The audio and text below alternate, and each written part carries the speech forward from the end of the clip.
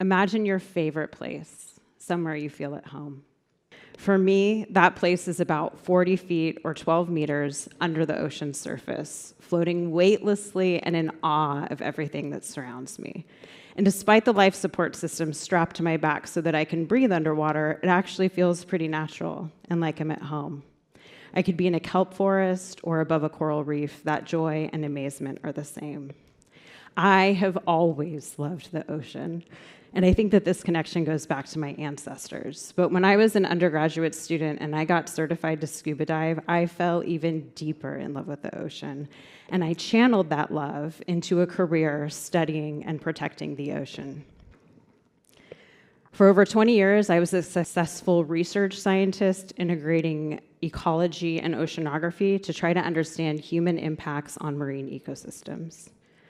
And I was really fortunate to learn from and build relationships with coral reefs, with the icy realms of Antarctica, and kelp forests along the coast of California.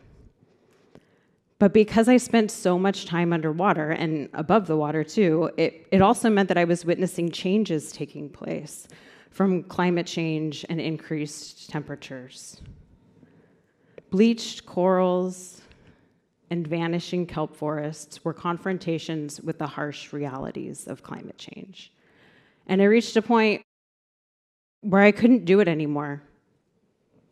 Witnessing, documenting, and communicating about these changes just didn't feel like enough. And even though I really tried to make my science accessible, and I was on lots of different working groups and working at the science policy interface sometimes, and I gave talks to policymakers, communities, students, and other scientists, I was starting to feel pretty helpless and urging people to reduce emissions, but also knowing that it's not happening fast enough. And I also realized that I was spending my time pointing out problems, but what I really wanted to do was to spend my time and energy on solutions. And so I decided to leave a tenured position in academia, and I joined an organization called Ocean Visions that seeks to advance solutions to stabilize the climate and restore the ocean. And here, I'm working to advance collaborative research to slow and avoid catastrophic loss of marine ecosystems while we rebalance global carbon cycles. And the first ecosystem that we've been working on is Arctic sea ice. The Arctic Ocean occupies the northern pole of the planet, and it's an ocean that's surrounded by land. And that ocean is covered with sea ice. And during the wintertime, that sea ice generally increases in extent and thickness, and then it partially melts during the summer. And the ice and the snow that sometimes covers it is highly reflective. So when the sun is shining in the summer of the Arctic, it reflects that heat energy from the sun. But with increased greenhouse gas concentrations in the atmosphere and associated warming, the extent of Arctic sea ice has decreased 50% over the last 40 years. And without that reflective shield of ice over the Arctic Ocean, the ocean is absorbing more heat, further exacerbating warming in the Arctic and beyond. The Arctic is warming 4 times faster than the rest of the planet. And the loss of sea ice is then accelerating other ice elements in the Arctic, including permafrost and the Greenland ice sheet. But this isn't just about ice and temperatures. It's about people. Indigenous communities losing their homes, their livelihoods, and their culture.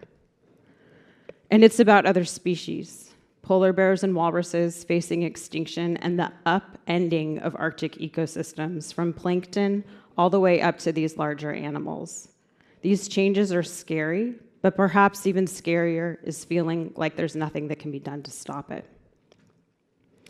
So my role has been to lead and facilitate a collaborative process to assess all of the potential approaches on the table that might slow the loss of Arctic sea ice. These approaches include protecting the Arctic from commercial disturbances. Another bucket that we identify as pollution management approaches that would target emissions reductions of carbon dioxide, methane, and black carbon, and also removals of greenhouse gases. And it also includes things that I hadn't thought that much about before and had never really heard discussed amongst my ocean science colleagues, climate interventions. These include a group of interventions that would intervene directly with the sea ice itself, known as ice management. This might be through thickening the sea ice or potentially blocking the amount of ice that's exported out of the Arctic Ocean.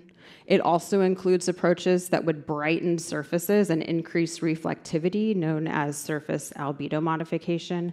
And it also includes approaches that would modify the amount of heat energy entering or exiting the atmosphere, known as solar radiation modification. Some of these approaches would happen locally in the Arctic, while others would happen other places around the globe with ramifications for the Arctic. The assessment is available as the Ocean Vision Sea Ice Roadmap, and we identified 21 approaches across these 5 categories, and for each approach, we tried to understand what is known, what the potential of the approach might be, including the impact on global temperatures and Arctic temperatures, as well as sea ice, what stage of development the approach was in, and the potential co-benefits and risks to the environment, to ecosystems, and to society. And lastly, we also tried to look at what governance and justice looks like for these approaches. We found that 15 of the 21 approaches could move to demonstration scale within the next 10 years. Some of the approaches, such as methane emissions reductions, are really mature, but they need urgent help with implementation, while other approaches, such as some of the ice management approaches, really need more research and development. Studies of about half of the approaches indicate potential for cooling in the Arctic, and a little bit less than that for maintenance and/or restoration of summer sea ice. But these estimates are highly uncertain, and information is non-existent for the other half of them. There are lots of unknowns throughout the roadmap, and in fact, it might open up more questions than answers. But we worked with experts and stakeholders to identify the knowledge gaps and the first-order priorities.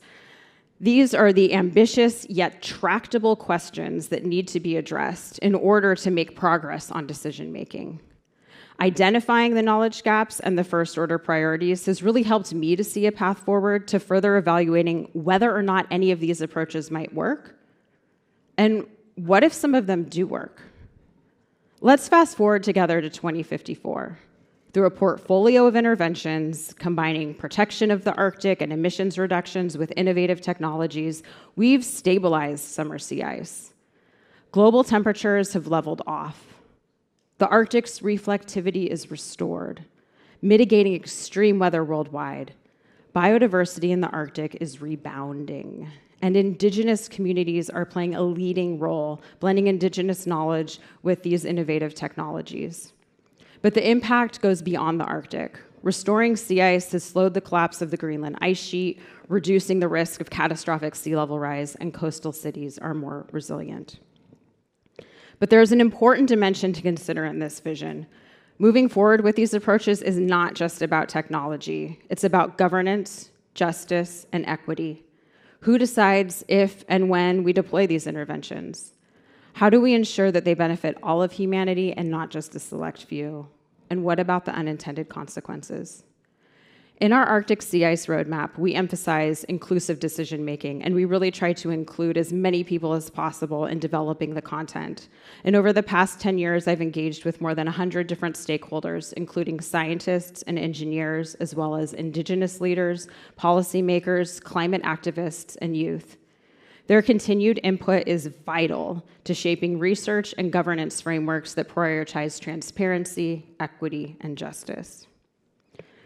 One thing that is very clear, to be a part of the solution, we have to be a part of the team because this is a humanity-wide challenge.